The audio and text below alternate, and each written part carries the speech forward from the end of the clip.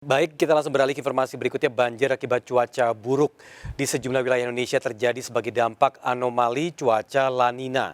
BMKG memprediksi November 2021 hingga Februari 2022 merupakan periode anomali cuaca La Nina di Indonesia yang berakibat terjadinya bencana hidrometeorologi seperti banjir, hujan disertai petir hingga angin puting beliung. Lalu bagaimana warga menanggapi ancaman bencana tersebut sebagai dampak anomali cuaca La Nina? Berikut Rakyat Bicara pekan ini, waspada ancaman La Nina bersama Kevin Pakan.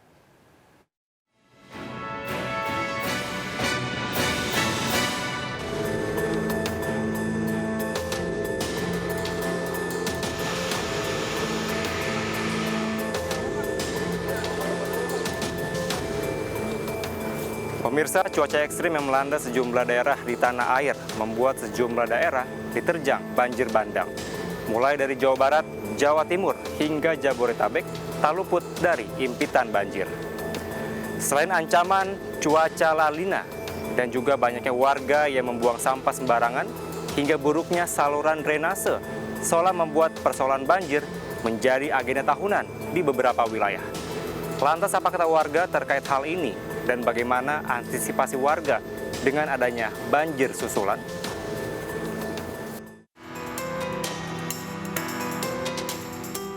Bu Sari ini tinggal di daerah Rawajati, Bina Warga sudah berapa lama, Bu?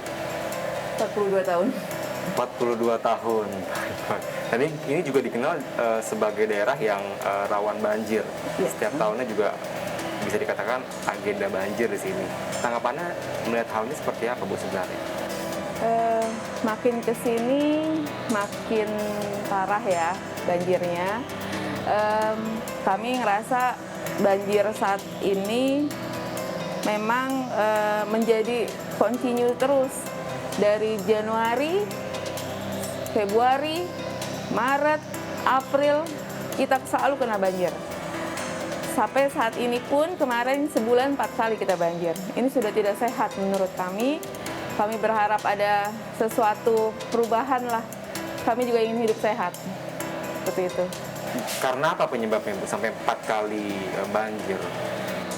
Pertama kedangkalan Kali Ciliwung. Kali Ciliwung yang dangkal sekali, belum pernah sama sekali dikeruk. Kedua kiriman dari Bogor. Pertama di wilayah kita 2 tahun yang lalu dikasih tanggul. 3 tahun yang lalu malah dikasih tanggul sementara dengan dolken diinin karung, cuma nggak berfungsi sama sekali. Terus dikasih pompa, setiap ini dikasih pompa, itu pun tidak berfungsi. Dari pertama kali sampai sekarang nggak berfungsi. Kami berharap ada sesuatu lah. Yang kemarin kami setahun ini kami sudah disosialisasi bahwa kami akan dilakukan normalisasi di wilayah kami. Kami sudah ikhlas nih. Kami sudah ikhlas pindah di tempat strategis menurut kami dengan penuh sejarah menurut kami. Kami ikhlas demi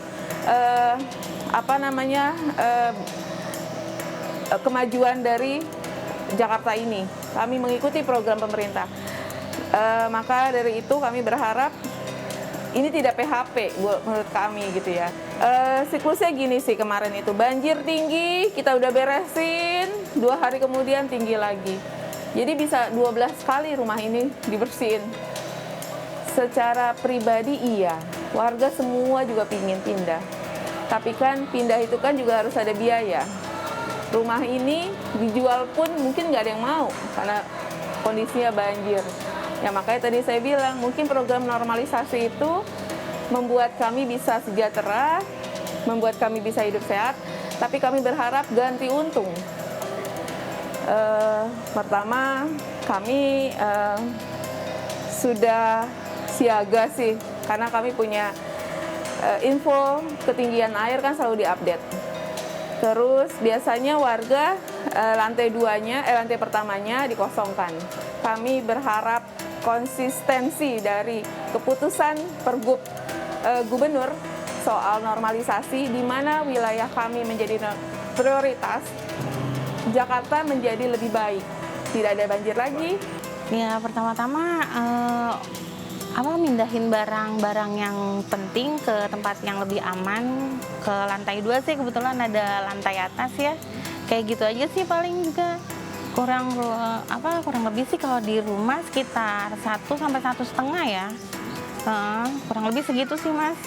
Kalau untuk rencana mungkin ada, cuma baru rencana aja, belum bisa merealisasikannya. Belum sih, sampai saat ini belum.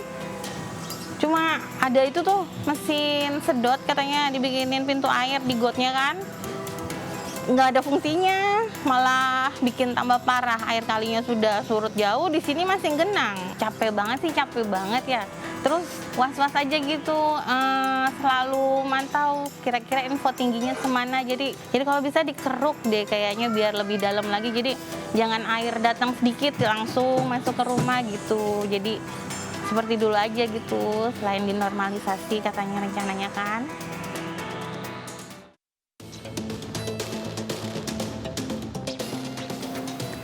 Badan Meteorologi, Klimatologi, dan Geofisika menjelaskan bahwa cuaca ekstrim yang terjadi di sejumlah wilayah Indonesia disebabkan salah satunya karena anomali cuaca La Nina, di mana dampak dari La Nina bahwa beberapa daerah berpotensi akan mengalami bencana hidrometeorologi, di mana diantaranya seperti banjir, tanah longsor, banjir bandang, angin puting beliung, angin kencang, hingga badai tropis.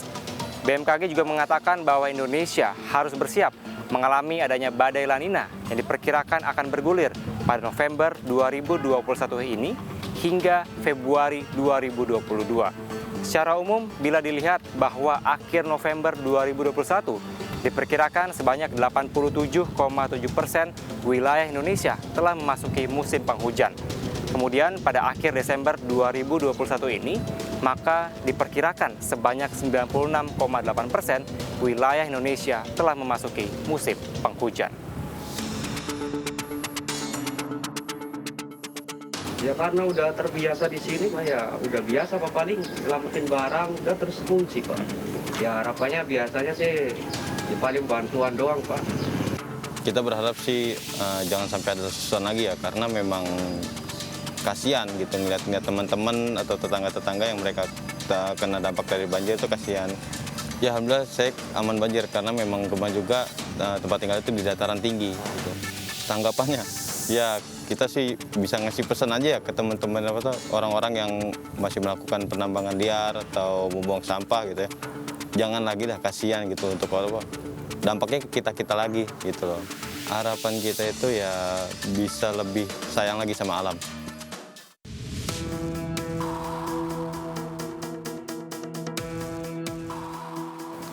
Pemirsa, cuaca ekstrim yang terjadi belakangan memang dapat menimbulkan adanya banjir susulan. Namun cuaca ekstrim bukanlah satu-satunya dari pemicu banjir. Masih banyaknya warga yang bersifat acuh tak acuh terhadap kebersihan lingkungan, sehingga membuat bencana banjir seolah menjadi agenda tahunan yang terjadi di beberapa wilayah termasuk ibu kota.